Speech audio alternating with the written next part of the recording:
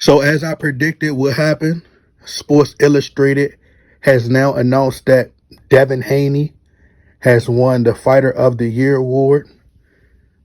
Congratulations to Devin Haney. I'm gonna be honest, I'm not really much of a fan of Devin Haney. I lean more towards Tank in terms of overall just skill, ability, more entertaining, more exciting fighter. That's just my personal opinion. My gripes about Devin Haney has nothing to do with his sheer boxing ability. It's more so his personality. Devin Haney is a very skilled fighter. I think that Shakur Stevenson is just a little more skilled.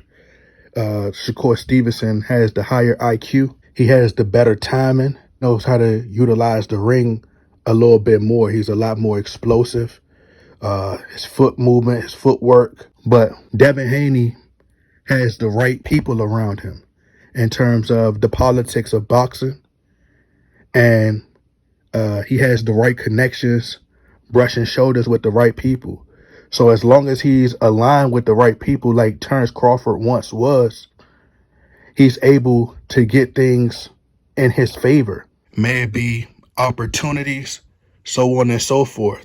This is what I predicted would happen. And I stated that I felt as though I seen that they were leaning more towards giving Devin Haney the Fighter of the Year. They spoke about Devin Haney's titles and, his resume, who he has defeated. Now, I believe that Terence Crawford, in my most unbiased opinion, I think that Terence Crawford had the best case possible for Fighter of the Year. He was already ranked pound for pound, #1 best fighter in the world. He also was able to defeat Errol Spence, who was #4 pound for pound best fighter in the world. Errol Spence is on my top 5 still currently as of right now. I'm never going to waver from that. No matter how many times he lose, I just think that Errol Spence path to becoming a 3-time champion. He's defeated some of the best welterweights, despite if y'all feel like he was manufactured, despite y'all may feeling like the fighters that they put in front of him were tailor-made for his style. If it was that easy, Errol Spence would have been done a long time ago, even when he fought the likes of Lamont Peterson. Lamont Peterson is a very technically sound boxer. Feel like he's way past his prime, but if a person can't box, they can't box. So he should have been able to outbox and outclass Errol Spence if it was just that easy. Mikey Garcia. But as I said, I stated in my most previous video, I said that if Terence Crawford did not get Fighter of the Year, it's because there's rumblings and there's things that are going on behind the scenes that ties into what's being said about Victor Conte and the Snac program. Terence Crawford belt was stripped. We're hearing stories that Terence Crawford, he may vacate the WBC. So in certain instances and situations, you see a lot of Terence Crawford fans will say, well, they showing favoritism. How was it that Errol Spence was able to keep the belt for so long? Although he may have been, fighting his mandatories or, the big fights trumped the mandatories, so on and so forth, right? But Terence Crawford is no longer aligned and no longer affiliated with Bob Arum. See, he was in a protective program with Bob Arum. Bob Arum had the media in his back pocket. People don't understand that. They don't understand the power of the media. The media has the power to make the guilty look innocent and the innocent look guilty. So you can help your fighter climb these pound for pound rankings. You can help how this fighter is viewed. See, once Floyd Mayweather left Bob Arum, he was painted as a villain. He was hated, but he was loved as long as he was under Bob Arum. See, Bob Arum does a great job because the media can spin a narrative in your favor. And a lot of people are still under that programming when it comes to Terence Crawford, unfortunately. But he fell for the play. Now, this is why I said all this is being done All this is being orchestrated, and this is happening. This is being done by design.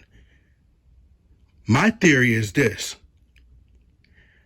There are two things that I thought could happen leading up to the next fight. They will use the whole Snac thing as a way to promote the next fight. So there's a high chance that Victor Conte can expose Terence Crawford and the dealings that he had and the secret things that he was using with Snac. But as I said that if Devin Haney won Fighter of the Year, there has to be a reason why Terence Crawford keep getting snubbed. Because they must know something. Terence Crawford has put on one of the most dominant, impressive performances. His fight with Errol Spence, he put on a more of a dominant, impressive performance versus better opponent than Devin Haney has faced. Despite how y'all may feel about Errol Spence is still one of the best fighters of this generation. So at the end of the day, my pick would have been Terence Crawford to win the Fighter of the Year. He's the pound for pound. But once again, he doesn't have Bob Arum backing him anymore. So Bob Arum has now left Terence Crawford to the wolves. That's all that happened. Now he has to fend for himself.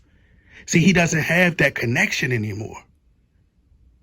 And that's what he had with Bob Arum. He broke free. And I don't knock him because he went with Al Heyman. And he came to make some big money. This is what I believe is happening. And this is why Errol Spence is more than likely going to get his belts back. It was all a play from the beginning. It could be a scenario where Terence Crawford gets exposed. Everybody can agree in here that Terence Crawford wasn't as big as he was in terms of marketability before the Errol Spence fight. So how do you make Terence Crawford one of the biggest names in the sport? Errol Spence takes a fall and he makes Terence Crawford look like Superman, the Incredible Hulk, one of the greatest fighters in the world. So now when Errol Spence gets cheated, now that's how you sell the fight because there's no other selling point. So the fight is more than likely going to happen at 147. If Terence Crawford defeats Errol Spence, who else is he going to face? He's already closed the door on Jermell Charlo. He already closed the door on Keith Thurman, Danny Garcia. He says he don't want to fight David Benavidez. He says that he don't want to fight Jaron Bruce Ennis. So who are you going to fight? You just going to fight Canelo and just walk away? If that's the play, then by all means, if you think that that's enough money to just ride off into the sunset, then go, my brother, be my guest. But I'm not sure if you know or not, the cost of living is skyrocketing. Boxing isn't making the type of money that it was making before. And on top of that, inflation. Everything's going up, brother. So if you think you about to just ride off and just be rich off of $10 million, 15, because that's all you're going to walk away with, $10 to $15 million, Jermell Charlo will be back soon. Y'all think that's a whole lot of money. It is to us because we ain't got it. But as I said, it could have been a play the whole time. Spence took a fall. That's why he came in there looking all drugged up. And this next fight around, there's plenty. I can break down 10 times more stuff of what Errol Spence can do in the next fight to counter what Terence Crawford was doing in the first fight. See, y'all talking boxing with people who really don't know boxing. That's why they can't break it down to you. But as I said, Terence Crawford didn't win Fighter of the Year because they know the secret. PBC has the test results. That's why PBC have not released those results yet.